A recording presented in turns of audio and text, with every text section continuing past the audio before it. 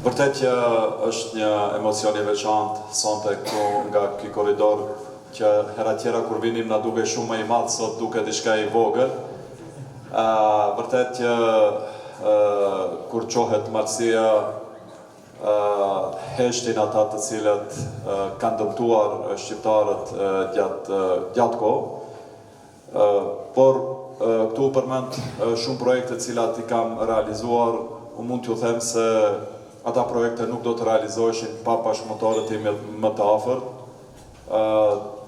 Këtu do e nisin nga shpresa moderatorja që është një bie marrësisë dhe të cilën e kam një bashkëpunëtore shumë të afërt dhe e cila ndan suksesin që kemi arritur dhe sot është koordinatore e qendrës rinore për të ardhmen e Tetovës, për të ardhmen e rinisë tonë. Kemi këtu Mimozën e cila është zëri I fuqishëm jo vetëm I malësisë, por I gjithë grave shqiptare, një zë I cili ka treguar dhe do vazhdoj të tregoj se si duhet të ecin shqiptarët. Pra një zë e cila në momente të caktuara diti të tregoj se burrat ndonjëherë janë shumë të dobët se gratë dhe se ku vendos një grua ati nuk e luan as topi.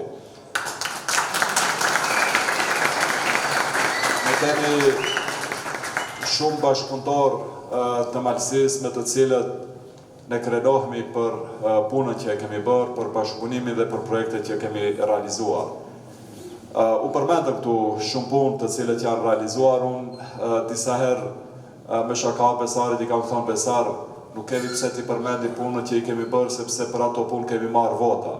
Tash jemi këtu para jush që të tregojmë punët cilat ne I përgatitim për Tetovën, për tetovarët dhe në këtë rast për Malsi. Ajo që është me rëndësi, pse Besari përmendëm projektet që janë realizuar, për të treguar se ne nuk premtojmë atë që ju keni nevojë.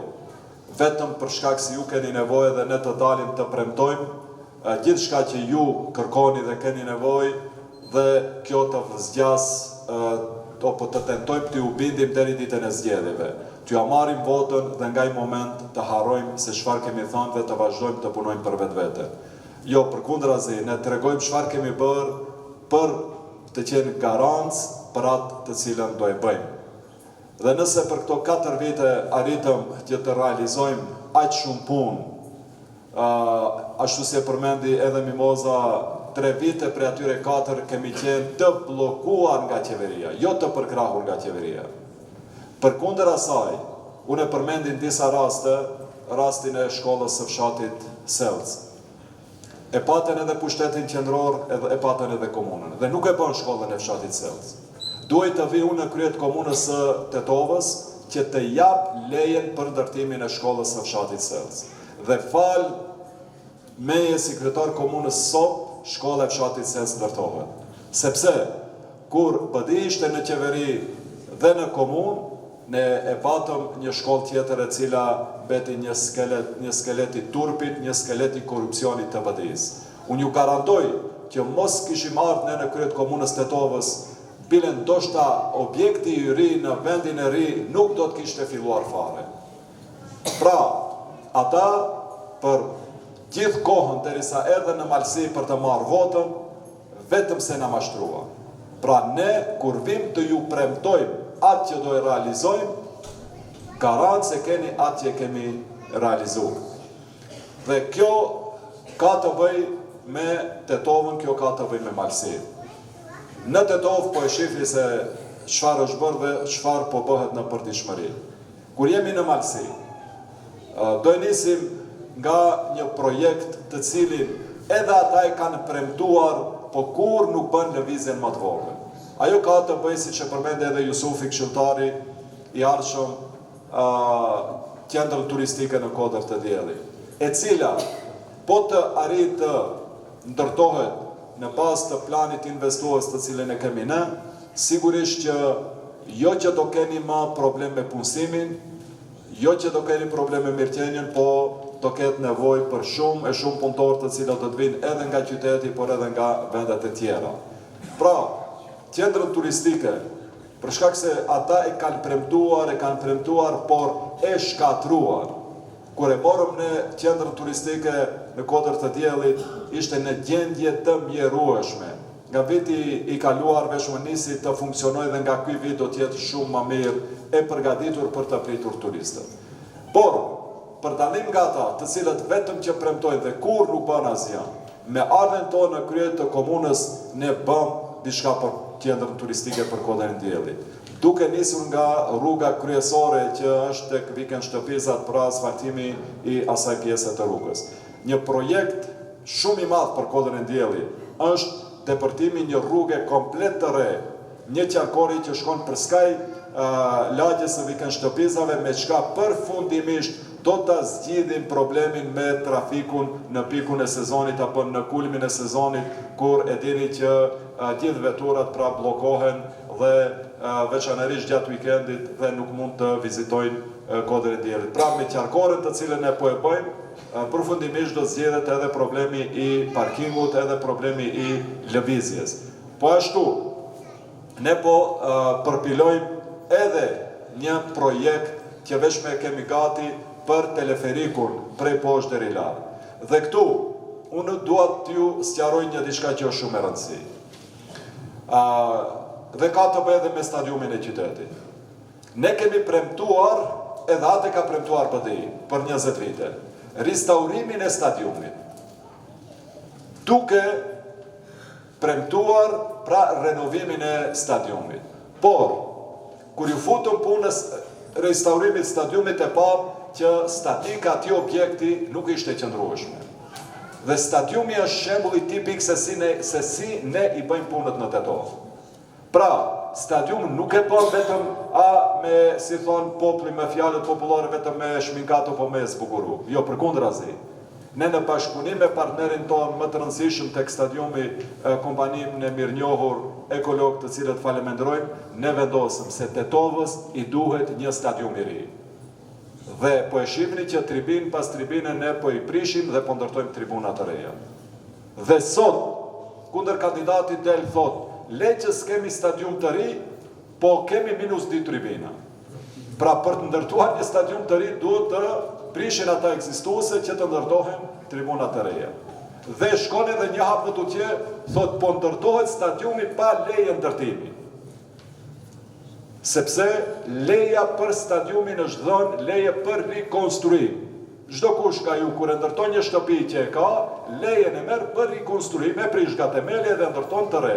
Dhe është procedurë formale, por nuk ka të bëj a ka leje apo s'ka leje. Pra, ne kemi dhënë leje për rikonstruim stadiumit dhe ndërtojmë komplet stadiumin e ri në një objekt që ka ekzistuar. Dhe kjo janë procedura. Pra, nuk i din as procedurat elementare dhe si do udhëheqim nesër me komunën. Dhe e njëjta e sqarova punën e stadiumit sepse e njëjta ka të bëjë me teleferikun. Pra, ne po përgatitim një teleferik të ri, një gondolë të re nga Tetova deri në Kodër të Diellit, që do ketë një stacion të mesëm në fshatin Lisesa diku atje. Dhe leja për këtë do të jetë leje për rikonstruim të teleferikut ekzistues, sepse ekziston aty një teleferik. Pra, ne po përgatitim projekte të cilat janë reale, pra nuk premtojmë atë të cilën ju doni dhe pastaj t'ju harojmë. Dhe e fundit sa i përket Kodrës së Diellit. E dini sa herë kanë sjell investitorë. Para zgjedhjeve dhe shkonin investitorët, shkonin zgjedhjen dhe na haronin neve gjithë. Ne, unë po e zbuloj këtu në Malsi, ne kemi sjell investitorin më serioz që është në rang botror, i cili ka ardhë bashkë me kryeministrin, bashkë me ministrin e transportit. Kemi marrëveshje gojore paraprake sa ai është interesuar që të vit investojnë në Malsi. Do kur flas për investim, nuk flas për 10 milion, 20 milion euro. Flas për një investim që Kodrën e Diellit do e bëj qendër botrore turistike. Flas për një investitor i cili ka investuar edhe në Durrës dhe e dini se çfarë investimi është duke u bërë në Durrës. Por ne nuk kemi dalë që këtë ta promovojmë me të madhe në për kampanjë. Pse? Sepse nuk duam të premtojmë vetëm pa pasur një marrëveshje konkrete të nënshkruar. Dhe shumë shpejt, ky investitor do të vi, dhe kur do të kemi marrëveshjen, draftin e parë të marrëveshjes, atëherë do ta prezantojmë para opinionit. Pra, ka qenë investitori, bile s'ka qenë edhe gazetarët, por kemi lutur gazetarët që mos e publikojmë, pra që asë jonë është komplet e kundërta nga ata tjerë. Ata premtonin rena dhe mashtrimin, edhe aty ku kemi diçka para se të jetë e konkretizuar, nuk dalim që ta premtojnë. Por një diçka ju garantoj, që Kodra e Diellit me 4 vite të ardhshme do të nisë të ndërtohet dhe do të jetë një qendër moderne me çka jo vetëm Malësia, por gjithë Tetova do të jetë një qendër e turizmit jo vetëm dimror, por e turizmit gjithë vjetor. Pra, për dallim nga ata, ne atë që përmendar me Besarin, ne kemi bërë, jemi duke bërë dhe premtojmë se çfarë do bëjmë. Përkundër asaj që 3 vite kishim bllokat totale nga qeveria, sot kemi përkrahje të padiskutueshme nga qeveria. Dhe prandaj për një vit, punët të cilet janë duke u realizuar, ata nuk kanë arritur të realizojnë as për 10 për 20 vite. Kështu që, mos e zgjas më shumë, sa i përket Malësisë. Ajo që është thelbësore për këtë anë të Malësisë, nga Tetova deri në fshatin Veshall. Ka të bëjë me rrugën Tetov-Prizren. Edhe këtu, ju e dini që vinin zgjedhjet, shkonin, dilnin e premtonin rrugën Tetov-Prizren. Dhe zbën veprimin më të vogël për këtë projekt, mega projekt për shqiptarët. Duhet të vijmë kryet komunës Tetovës dhe ti provokoj me rrugën që bëra për në Vic. E dini, prej Vice, bashkë me kryeministrin Kurti doli u thash, nëse ju se bani rrugën Tetov-Prizren, unë do e bëjmë nga Vica, bashkë me komunën e Prizrenit, në mal do e lidhi Tetovën me Prizrenin. Dhe atëherë u zgjuan, edhe nisën komunikimin. Studimi fizibilitetit për rrugën Tetov-Prizren është para 15 viteve. Dhe haruan, nuk bën asnjë veprim aty që duhet vi unë, dhe pastaj të nisin, e dini, shkuan atje me zëvendës ministrin e transportit, e bën një marrëveshje, e lanë në Hares, kur ne e bëm vizitën e dytë, atëherë e sollën ministrin e transportit këtu, takuam me Aliun dhe lëvizën deri diku punët. Po përsëri duhet të vim ne në pushtetin qendror që ky projekt të marrë jetë. Dhe sot vetëm është faza e tenderimit të tunelit. Kosova po e bën hapat e saj sigur drejt realizimit të aksit nga Prizreni deri në tunel, dhe ne vetëm po bëjmë hapat të sigurt në drejtim të përgatitjes së projektit nga Tetova deri në tunel. Dhe këtu dua të jap lajmin që është i rëndësishëm për gjithë këtë pjesë të Malësisë, që veçma janë ndarë mjetet për depërtimin e qarkores mbi fshatin Shivkovic. Kam dalë vetë në teren dhe kjo është dallimi esencial. Shqyqoni, është jo serioze kundër kandidatit të kërkoj votën tuaj dhe mos e din Tetova, mos e din rrugët kryesore të Tetovës. Unë sot Tetovën e di, po edhe Malësinë e di me çdo rrugë dhe rrugis. Nuk e dja ka rrugë në Shivkovic, në Lisec, në Prodes, në Veshall, Gjerm, gjithandej Pozovc, ku nuk kam ecur. Më flasim në Tetovë. Një rrugë të rëndësishme në Tetovë që po ndërtohet sot, dhe u tentoj ta kesh përdor kundër kandidati për zgjedhje, kur e pyeti gazetarja, tha, ku gjendet ajo rrugë, tha, nuk e di. Keni parasysh sa jo serioze është ta. Dhe ti vjen në Malësi, premton gjithçka, ti thosh, hajde dalim ta shohim ku është kjo, nuk e di. Pra unë edhe atë rrugë, atë trase që do të depërtohet mbi fshatin Shivkovic, kam dalë, kam hes në kam. Edhe këtë e di një pjesë e fshatit cilët i kam taku gjatë asaj vizite, dhe sot po përgatitet projekti, janë darë mjetet, do të përtohet ajo rrugë edhe do të asfaltohet ajo rrugë. Pra, unë ju kërkoj përkrahje për projekte konkrete, reale, ndoshta nuk duken të zbukuruara si prezentojnë ata. Unë sot një bashkëpunëtor tha shqyqo, tha shka premton, tha kundër kandidati për Kodrën e Diellit. Edhe kish bën një listë, një 20 projekte, e listë e dëshirave, edhe do e bëjmë këtë, do e bëjmë këtë, do e bëjmë këtë, pa unë dalë një moment të thotë, po mirë, pse nuk i bëjmë këto për 20 vite ishin në pushtet. E patëm edhe qeverin, edhe komunë. Ata sikur janë shkëputur nga realiteti. Sikur shqiptarët apo vinë këtu në Malësi, edhe ju nuk e dini se kush janë ata. Kanë ardhur nga Parisi, nga New Yorku, edhe thonë do e bëjmë tash edhe Tetovën New York. Po e dim ne kush është kundër kandidati, e dim partia e cila e përkrase çfarë ka bërë për këto 25 vite duke qenë në qeveri. Prandaj të nderuar banor të Malësisë. Për mua, Malësia ka një rëndësi të veçantë. Ka një rëndësi të veçantë sepse edhe unë jam nga një pjesë e Malësisë. Dhe mbrojtja e identitetit tonë ka qenë dhe do vazhdoj të jetë Malësia. Qyteti është i rëndësishëm për zhvillim dhe për prosperitet e kodishfar. Por, identiteti, atë se çfarë do në thotë të jesh shqiptar, e dini ju këtu në Malësi. Dhe prandaj ata kanë marrë votën tuaj. Edhe në këtë aspekt duke keq përdor besimin tuaj. Për 20 vite, tanë kohën u përmend nga shefi shtabit, po flitnin në tema nacionale. Duke keq përdor dhe duke bërë vetë milioner. Ne nuk I dim këto mashtrime. Ne ju premtojmë që edhe në pushtetin qendror do e mbrojmë identitetin tonë bashkë me ju. Ne ju garantojmë që edhe në pushtetin lokal do realizojmë projekte për të mbrojtur dignitetin tuaj. Është lehtë të thua të nxjerrë çdo këtë kënd t'i japish një 50 euro, e ne të thotë, po s'ka problem dorim edhe në Lloç. Nuk na duhet asfalt, sepse fëmijët atyre sot shëtisin rrugëve të Europës. Nuk rrinë këtu në fshatrat e Malësisë edhe të shohin se si është të jetosh në Lloç. E kanë të lehtë, prandaj të nderuar bashkë qytetarë të mirë.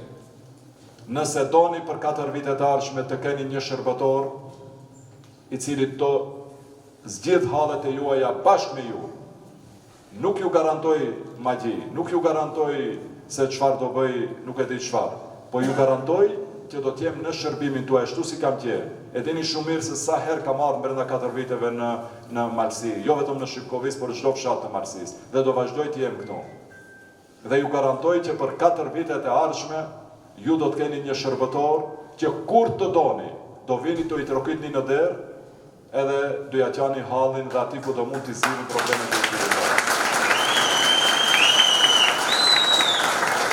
Unë kërkoj që me 19 tetor, jo vetëm për kandidatin për kryetar, por të përkrahni numrin 7 dhe listën për këshilltar.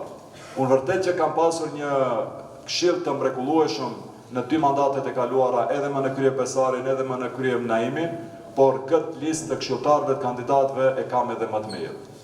Dhe vërtet që këto këshilltarë do t'jenë zëri juaj I fuqishëm në Këshillin Komunal, a Këshilli Komunal është institucioni kryesor në komunë. Ju e dini që Këshilli Komunal nuk ka pas mbledhje, vetëm të një mbledhje nuk e t'ja ka ndodhur që mos jem këtu dhe mos marr pjesë. Ne ta tregojnë ata se në cilat mbledhjet Këshillit Komunal ka marrë pjesë në 2 mandate kryetarja paraprake. Këshilli Komunal janë votat e përfaqësuesve tuaj. Dhe unë kam respektuar sepse ju respektoj juve dhe do vazhdoj ta respektoj sepse ata janë votat dhe përfaqësuesit e juaj. Prandaj kërkoj vot për listën e Këshillit Komunal të Vlenit me në krye Albi Qamilin, sepse ky këshill është më I miri, sepse ky këshill do t'jetë krahu im I fuqishëm në realizim gjithë këtyre projekteve, sepse ky këshill do t'jetë zëri juaj, një zë I Malësisë në Këshillin e Tetovës për një të ardhme më të ndritur për gjithë Malësinë. Faleminderit dhe na prit në mbarë.